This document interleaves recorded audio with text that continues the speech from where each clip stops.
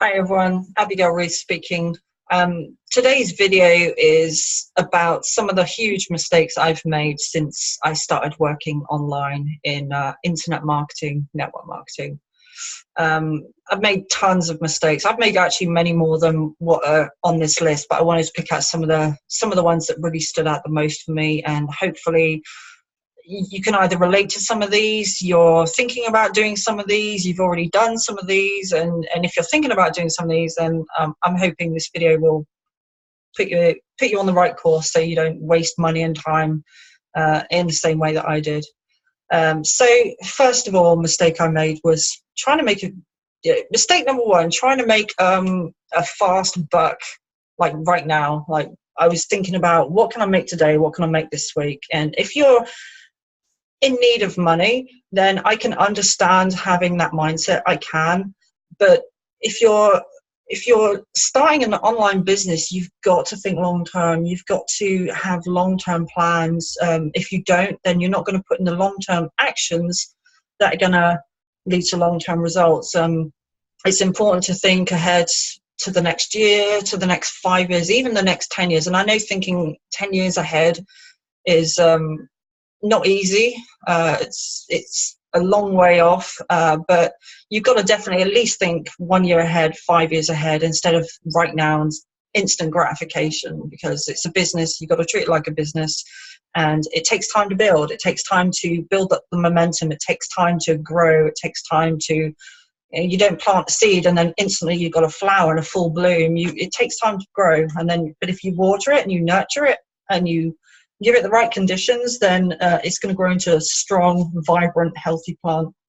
So that was mistake number one.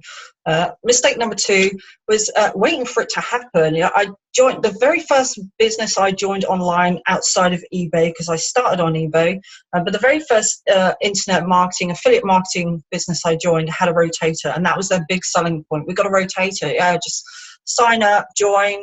We'll stick you straight on our rotator, and you'll just get people on autopilot. So yeah, great. I'll carry on doing the eBay, but I'll just sit back and wait for the people to come in on this business. And no, don't do it, because for one, I think I got one person in the whole time I was in it, and I didn't know how to promote. I didn't know anything about internet marketing at that point. I mean, 25 years ago I've done MLM, but multi-level marketing, network marketing, I'd done that 25 years ago, but it was old school. I'd never done it on the internet. The way I'd done it was just to ring up and badger friends and family. Hey, I've got this exciting business, join it, blah, blah, blah. On the internet, you don't have to do that. There's plenty of other ways to do it and much better ways of doing it, but I hadn't learned any of those ways, so I didn't know how to do it. So hence the rotator seemed very attractive to me, and that's what made me initially join that one. Another thing, which actually leads me on to point number three, and that is joining and quitting countless businesses. And we call this shiny object syndrome. You come into a business, you don't do anything with it, or you do very little with it. Then some of the business catches your eye, so you quit the one you're in and you jump ship onto the next one. And again, because you're chasing the shiny object and you're not doing what you need to do yourself. I mean, you can make any business work if you put in commitment and action and consistently do it and just stay focused. You can make any business work, but if you don't make the first business work by doing nothing, you're definitely not going to make the second one work, because chances are you're going to do nothing in that either. So yeah, I went through a few of doing that. And then until I eventually realized, well, the common denominator here is me. There's people successful in those businesses that I joined and quit. There are people making a lot of money in those.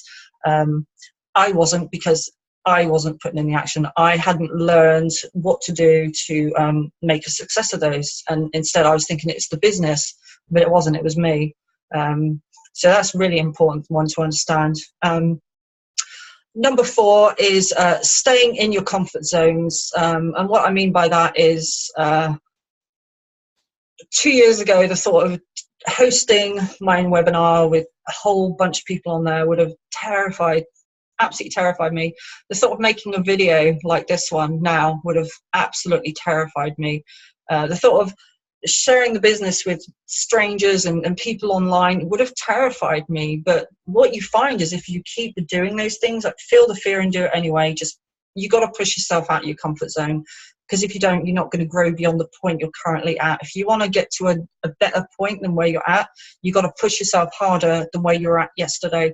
That's really, really important. That's why self-development is so important. That's why keep pushing yourself is so important.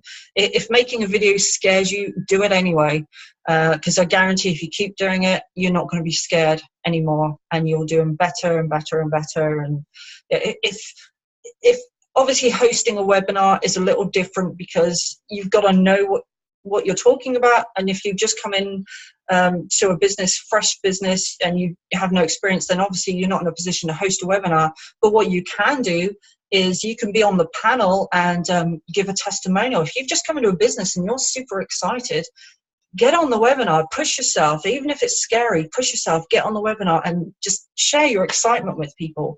It doesn't matter if you haven't even had any results at that point. Just get on there and share your excitement with people, and you'll get such a buzz from doing that.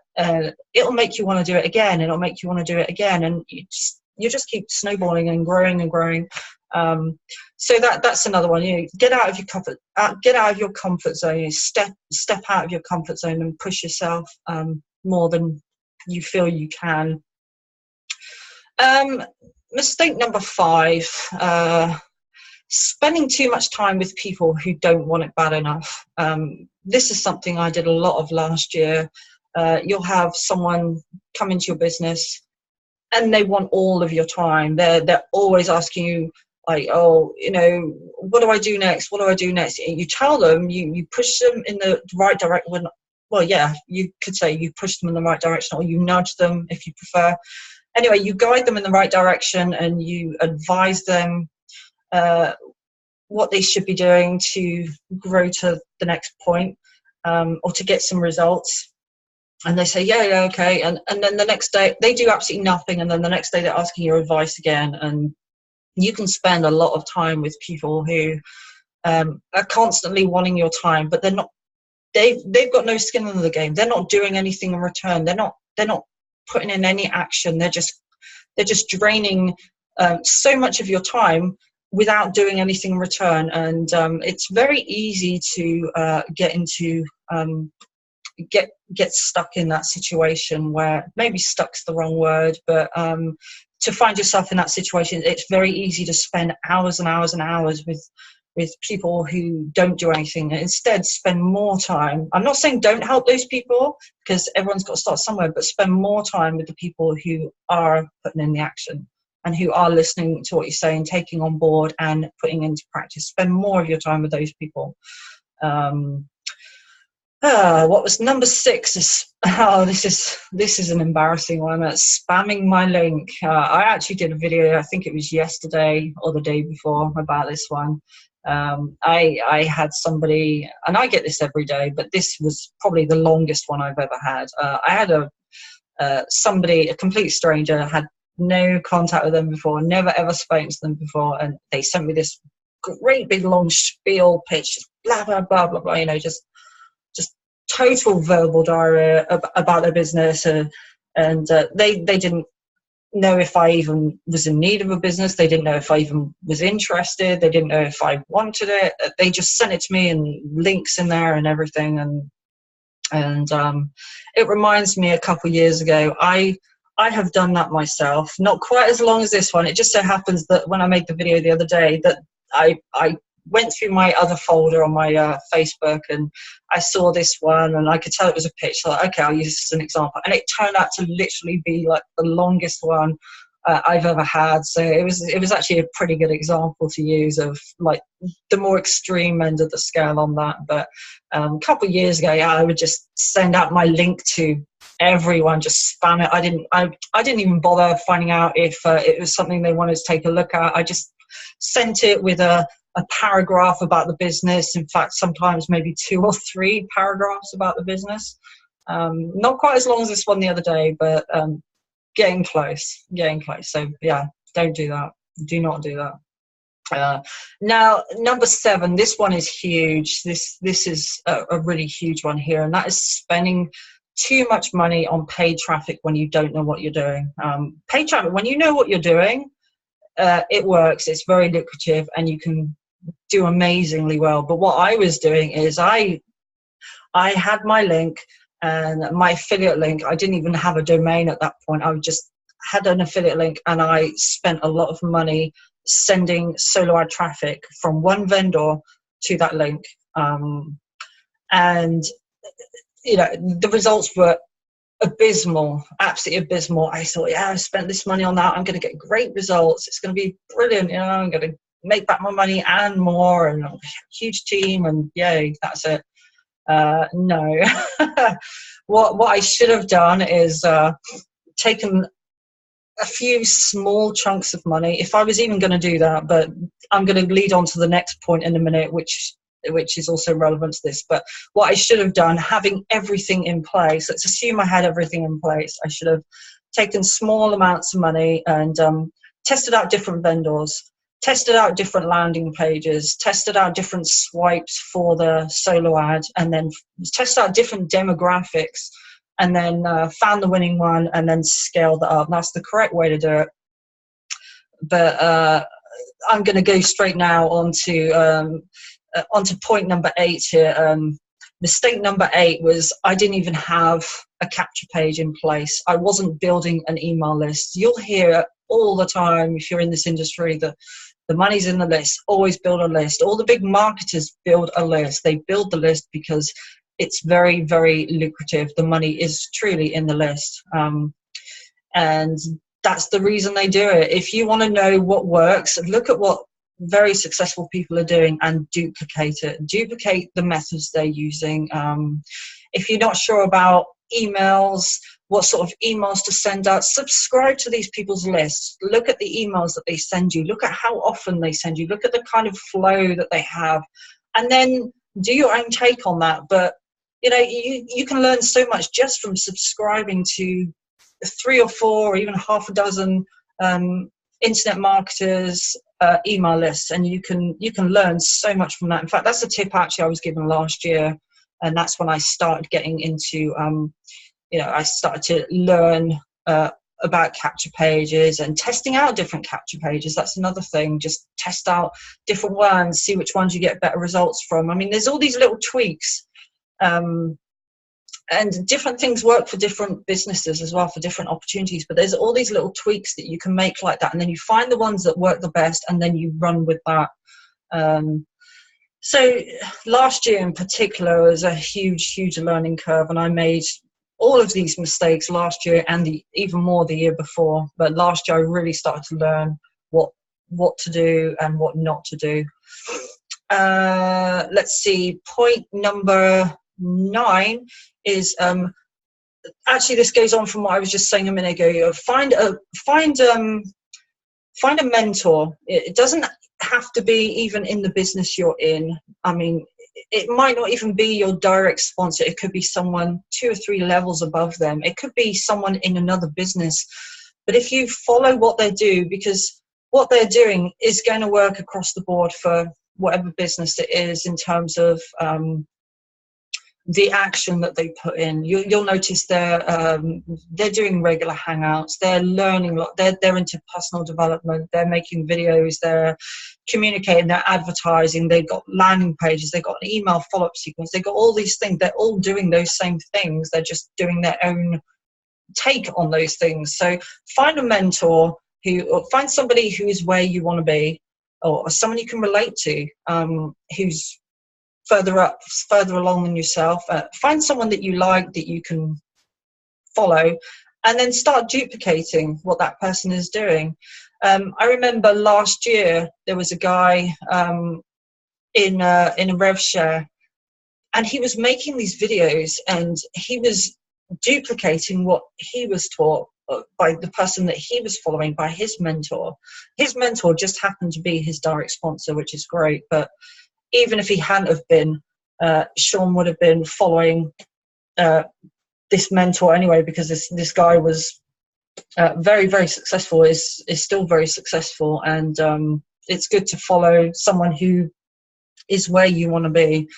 So that's a good bit of advice. I didn't do that back then. I didn't have a mentor back then. It's only in the last year or so that I've really got into that side of things. And point number 10, mistake number 10 was expecting everyone to do what I was doing. Like if I was talking to loads of people every day, if I was making videos every day, if I was like hosting webinars every week, and you know, all these things that I was doing, you can't expect everybody to put in the same action, and you can fall into a trap if you expect that. You're never going to get everyone that does the same. Some people are going to do a little bit, some people are going to do nothing, some people are going to do a reasonable amount, other people are going to run with it, and then there's going to be others that are going to take it even a step further than that. Everyone's different. People as well at different points in their life. Like 2 years ago, I wasn't really doing a whole lot. I was still very focused and concentrating on the eBay. And now I'm obviously doing a hell of a lot more than I was 2 years ago. I've changed a lot in that respect. So anyone can get there. But just don't expect everybody to come in and just run with it. It can be frustrating. You can get frustrated very easily if you bring in people into your team and they don't put in the action that you're putting in. You can get very frustrated with that. And there's no point getting frustrated with that, because you're going to find that across the board in any business. What you need to do is just focus on those that are working it more, or focus more, I should say, on those that are working it, and concentrate as well on building it bigger. So yeah, I've made many mistakes, but there's just 10 of those that stood out to me. And I feel like because I got this background picture on my screen, I should point out what that is and why it's there. I'd like to change my screen background most days, actually. Probably every other day I'll change it. But this is actually a lake house on a lake in northern Minnesota. Minnesota is where I'm moving to in the next couple of years. And in looking around the area there, I found this delightful lake cabin.